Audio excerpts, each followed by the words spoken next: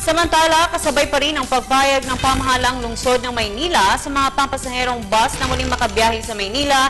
Tiniyak naman ng mga bus operators na papatawan nila ng mga karampatang parusa ang mga drivers at ng mga konduktor na lalabas umano sa umiiral na batas trapiko. Nagbabalik ang aming kasama, si Julius Disamboron.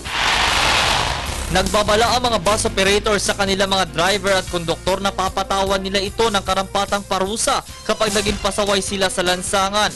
Kaugnay ito na pagpayag ng pamahalaang lungsod ng Maynila sa pampasaherong bus na muling makabiyahe.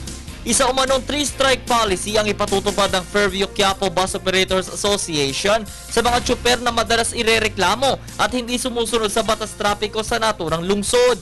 Simula kasi sa ika-29 ng Hulyo ay muli na sila makakabiyahe dito. Narito ang inilatag na kaparusahan ng mga bus operators para sa mga lalabag. Sa unang beses na lalabag ay pagagalitan muna ito. Pagkakasuspindi naman ang magiging kaparusahan sa ikalawang opensa. At kung ayaw pa ding sumunod o talagang magiging pasaw, masisibak na sila sa kanilang trabaho. Samantala, kaalinsabay nito ay nagpaalala naman ang Manila Police District Traffic Enforcement Unit sa mga magiging patakaran sa tamang sakayan at babaan ng mga pasahero sa lungsod. Ayon kay Chief Inspector Olivia Sagaysay, papayagan lamang nilang makapasok ang mga bus na may prangkisa. Bawat bus kasi ay napapasok sa syudad ay may malaking signboard na nakalagay ang plaka, body number, pirma ni Vice Mayor Isko Moreno at ng traffic chief ng MPD at ilalabas na sticker ng park and ride para sa mga bus na ito. Narito naman ang inilatag na loading and unloading bay ng Traffic Bureau para sa mga bus. Para sa mga bus na manggagaling sa Quezon City, papayagan lamang silang tumigil sa Espanya UST Footbridge, sa Multimodal Terminal sa Liwasang Bonifacio, Park and Ride sa Loton, Taft Avenue along Rizal Park, at sa President Quirino Taft Avenue.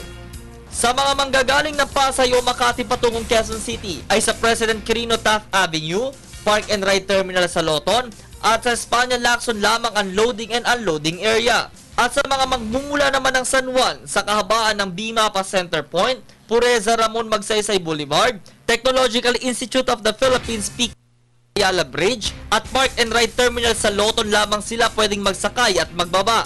Dito ay pabalik na muli sila sa kanilang orihinal na ruta. Nagpaalala naman ang mga bus operators at mga otoridad sa mga pasahero nito na kung may reklamo sila laban sa tsuper at konduktor ay huwag magatubiling tumawag sa mga numerong nakapaskil sa loob at labas ng bus.